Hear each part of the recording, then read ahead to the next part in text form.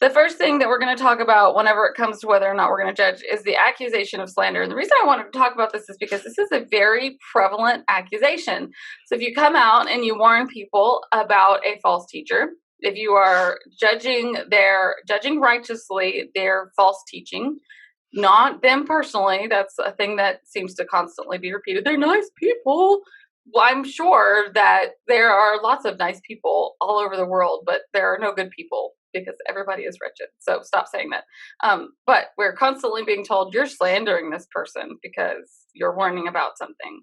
So we're going to give you the definition and some verses that will explain what slander actually is, so that you can make sure that you, one, don't do it, and two, stop telling me that I'm doing it whenever I'm actually not. Right. So take it away.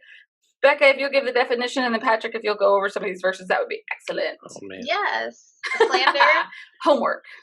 What is that etymologically? Etymology?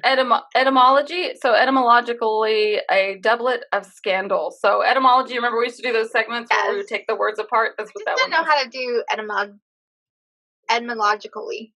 I can say that. What is the etymology of etymologically? Right?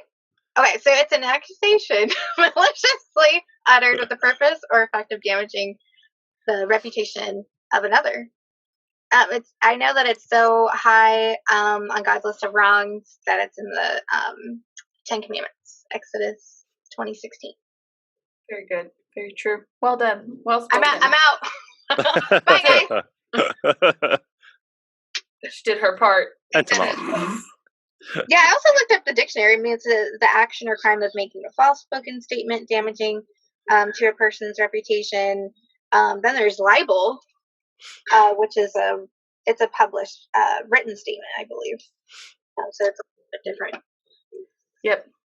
Yep. I used to work for lawyers, and I remember hearing about this kind of stuff all the time, and how like it's almost like a gray area legally, where you may get a good judge that says such and such, but you may get the judge in such and such place, and then you're going to lose. So yeah, it's a really interesting legally weird thing, but biblically we know exactly what it's talking about. Patrick, what do you think? Which verse are you going to give us? Because there was too many for us to list here, but listeners, they are all down in the descriptions below. You can read through all these verses if you want to do a little bit more biblical study. But yeah, you pick which one you want to talk about.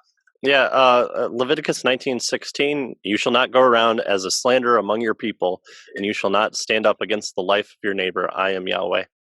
And it's just, it's one about being tempered in your speech, but also is there truth there? And I think in our context, the Leviticus passage speaks well, because the Israelites at the time were God's chosen people to represent Him. They were a people of the temple to represent God, and then there was a mirroring effect within the temple ordinances, and then it was to reflect the temple worship in heaven.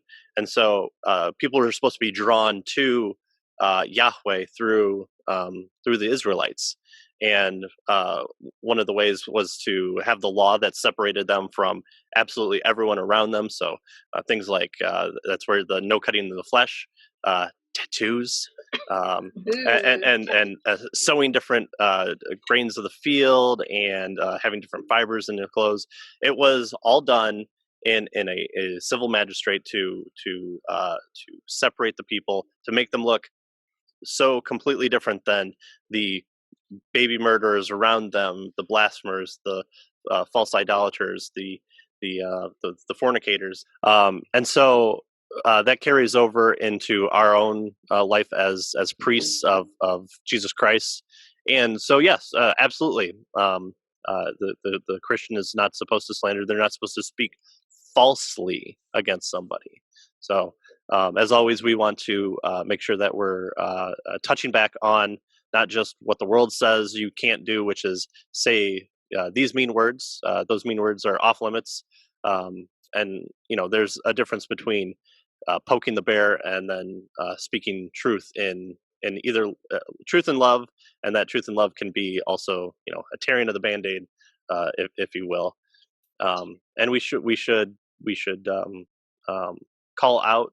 Well, we probably haven't gotten there yet. So we should speak truthfully, and we should be as gracious as possible in our understanding of what people write, what they say, and represent that the best that we can. Even if we may disagree and we think that there may be another take to it, we should always be willing to say, now they could mean this, and that's a little better. That's a little wonky. Here's how I'd rephrase it, or here's what's wrong about. That was perfect. Yeah, exactly how you Yes. explained that. It's one of the things that we've constantly cautioned people about whenever we're talking about this type of thing, especially when it comes to discernment, is to make sure that your heart is in the right place. Because even as believers, sometimes we can get really, especially like what we were talking about at the very beginning. Okay, we came out of these movements, and if we let our hearts get too heavy, we can get very frustrated with the fact that these false teachers that have been proven to be false teachers, they've been proven to be wolves, they just get rebranded and thrown back out there, like Todd Bentley and what's his name, something Baker or whatever. Yes, they Jim just keep Baker, saying the same things over and over again. Yeah, they were and saying it that can be about Todd White. frustrating. Yeah, and Todd, exactly. And so we have to like make sure that we check our heart before we even decide. Even if you're saying something that's true and right, and it's not slanderous, you need to make sure that you're saying it in love, like Patrick was saying, lovingly and graciously, and make sure that you're not actually going out there to get somebody, and that your heart in this is that you want to see the lost saved and the deceived to receive truth, and that's like the most important. So even breaking it apart from the slander, you might be saying something not slanderous, but you still might be sinning. So we got to make sure that we watch our own hearts in this. But the point of slander, like Patrick was saying, is that you're saying something falsely about someone. So Patrick, do you have any examples of times whenever you were not speaking falsely and you still got called slander? Because I've been called a slanderer by somebody, and I was like, okay, that's a serious accusation of sin. So, like, do you have any examples of that? Have you been accused of that? Because I know that it was really discouraging to hear it. Yeah, and I'll pick one from my own life so that that I can put myself in the most negative light possible. So I have a desire to see the church live differently than the American version of itself. I believe we're part of the universal church, part of God's kingdom.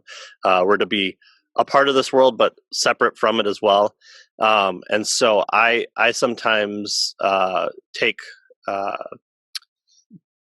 heed, or want others to take heed, when the church, when the local church, when the universal church is propping up or supporting different nations for the sake of it's not even nationalism, as because that's politically charged right now, but as far as things like flag worship and country worship, it gets to that point, I think, where I don't think we're setting ourselves up to be the best representatives for God when we say, when we isolate ourselves to just the nation that we're proud of. And there are people like C.S. Lewis that have written a book about, a good Christian is someone who's patriotic, and I take issue with that. And there's, I think, good discussion to be had. But there are events that I think we as American Christians here tend to say, "Oh, God is blessing this." When soldiers go over and fight a war, we say that they're fighting for our freedoms, but then that's just a platitude. And so I'll voice these concerns and say, "Hey, we need to be careful, because what's happening over here is a war crime, where hundreds of thousands of children are dying from lack of water, and we're helping that." So Right. what are we saying when we say God bless our troops, and and stuff like that?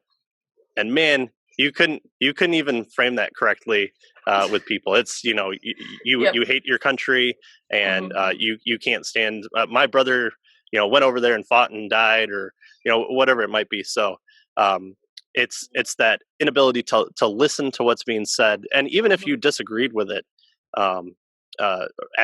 accurately representing what the person says. Right.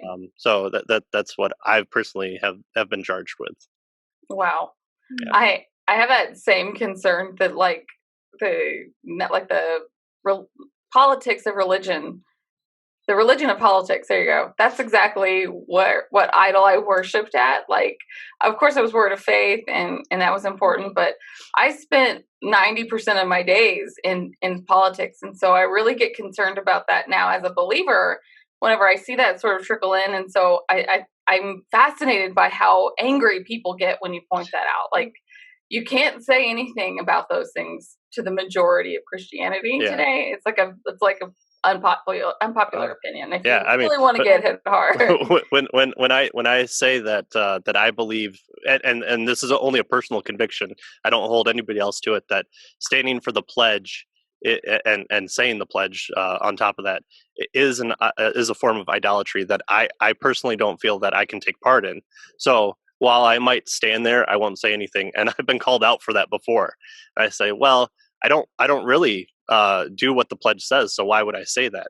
So I'm trying to be truthful, and I'm also trying not to make a scene, being like, look at me, I'm ruining this thing for everybody. It's like, no, I'll stand, but at some point in time that if I don't, I shouldn't have to do that. Just as if you're convicted that you believe that you should only sing psalms and you're exclusive psalmicity, that's let every person be subject to their own consciousness. I won't call you a heathen for not singing mercy me's. I can only imagine.